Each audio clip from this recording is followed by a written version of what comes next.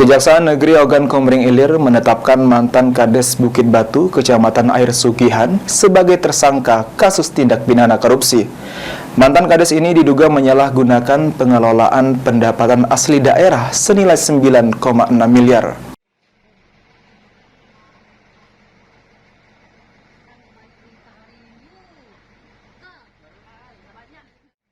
Kejaksaan Negeri Ogan Komering Ilir menetapkan mantan Kades Bukit Batu, Kecamatan Air Sugihan sebagai tersangka kasus tindak pidana korupsi.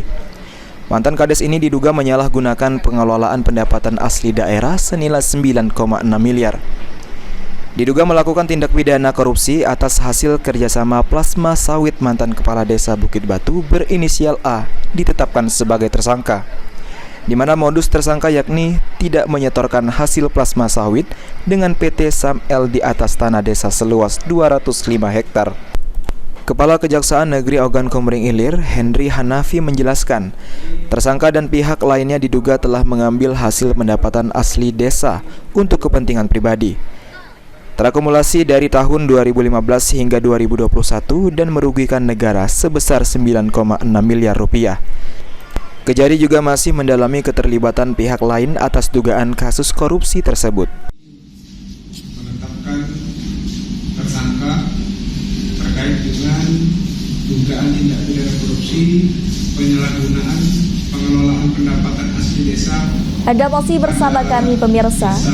Dari 3 survei di Sumsel, jumlah suara Prabowo Gibran berada di angka 67%, 52% dan 43%. Jaringan Merah Putih 08 targetkan Prabowo Gibran menang 1 putaran dengan target 95% suara di Sumatera Selatan. Kemudian menetapkan yang bersangkutan tersangka A dengan inisial A yang juga mantan Kades untuk 20 hari ke depan di lapas, kami titipkan di lapas kelas 2B Kayu Agung.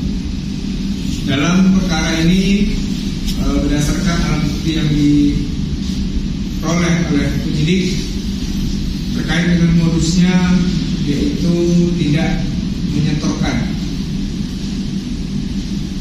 daripada hasil anak kas desa yang telah menghasilkan sawit. Seharusnya menurut ketentuan bahwa hasilnya dari hasil plasma tersebut disetorkan ke kas desa, namun faktanya diambil oleh Kades dan beberapa pihak lain.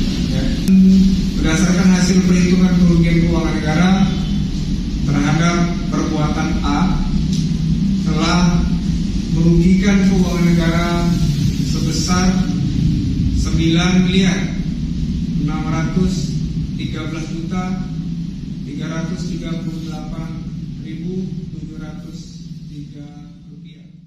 Pihak kejaksaan juga masih mendalami terkait sengketa lahan yang melibatkan tersangka dengan pihak tertentu. Selanjutnya, jika terbukti di pengadilan dan memiliki hukum tetap tanah yang menjadi sengketa tersebut sebagai aset desa, maka dipastikan kerugian negara menjadi bertambah. Dengan ditetapkannya tersangka A, maka Kejari menitipkan yang bersangkutan ke lapas kelas 2B Kayu Agung selama 20 hari ke depan. Atas perbuatannya, tersangka dijerat dengan pasal 2 ayat 1 atau pasal 3 junto pasal 18 Undang-Undang Nomor 31 Tahun 2001 tentang tindak pidana korupsi, ancaman minimal 1 tahun, maksimal kurungan penjara seumur hidup. Novan Wijaya, PAL TV.